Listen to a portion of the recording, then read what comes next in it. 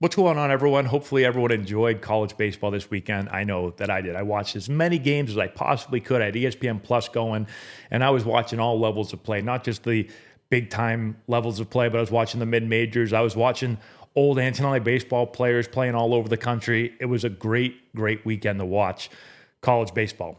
But I came away thinking, what the hell is going on with some of these scores? I don't know if you guys saw these scores, but we had ridiculous amounts of offense, ridiculous amounts of errors, amounts of walks. And listen, I know it's college baseball. I played in college baseball for 3 years. I coached in college baseball for a while. We have tons of players that go on and play college baseball. I follow it a lot. And I understand it's not the big leagues. It's not professional baseball. There's going to be mistakes made. Totally get it. But this weekend felt wacky to me. I was watching a lot of games, and there were balls being thrown all over the place. There were pitchers that couldn't throw strikes at all. There were hitters hitting the ball 500 feet. Like, are the balls, I know the balls have become juiced in college baseball. Did they juice them even more? Why are so many guys hitting the ball 500 feet? I know these players are physical. Like, we were talking about this. We had camp this morning. We were talking about this, and we were talking about the physicality in college baseball.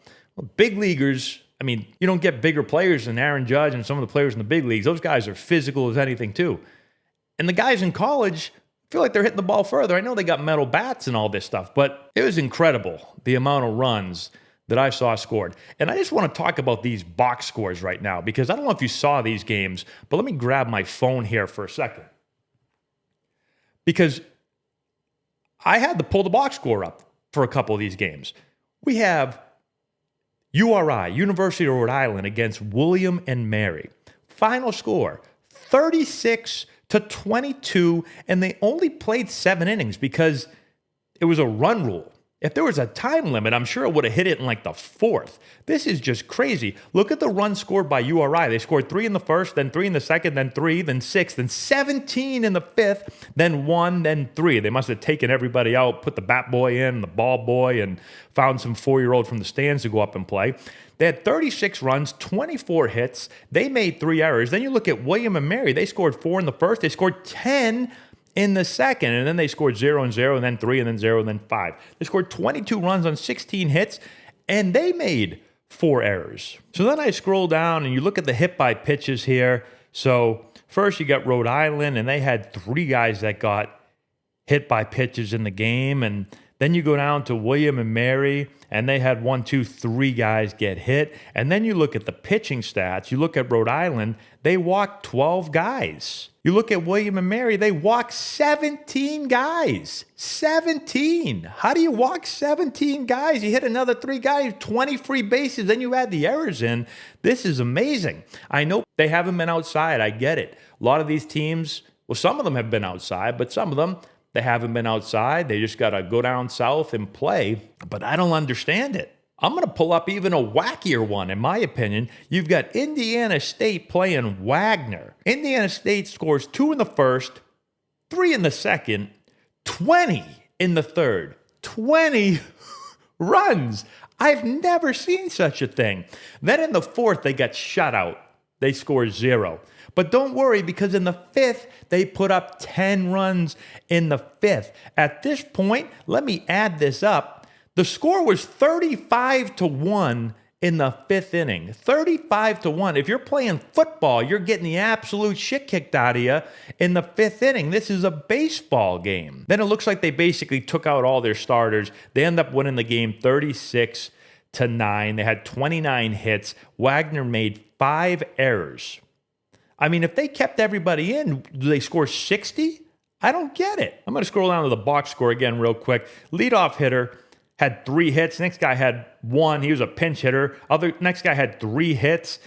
This guy had 1. This guy had 1. This guy had 3. This guy had 2. This guy had 4. This guy had 2. This guy had 1. This guy had 4. This guy had 1. This guy had 3. Holy! I mean, this is craziness. Let's look at the hit by pitches. They were hit 2, 4, 6, 7, 8. Indiana State was hit 8 times. Let's go down to the pitching box score.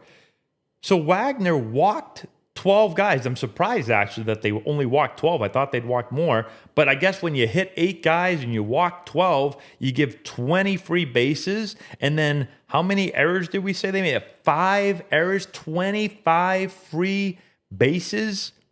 And it looks like most of that happened in the first 5 innings of the game. And those aren't the only games like that. There were a lot of games I'm looking, it's like 18 runs, 19 runs, 17 runs. I mean, the wackiest game I ever played in wasn't in college. It was in pro ball. I played for Lake Elsinore. We were playing in Lancaster. We won 30-0. I think I went 6 for 8 or something like that.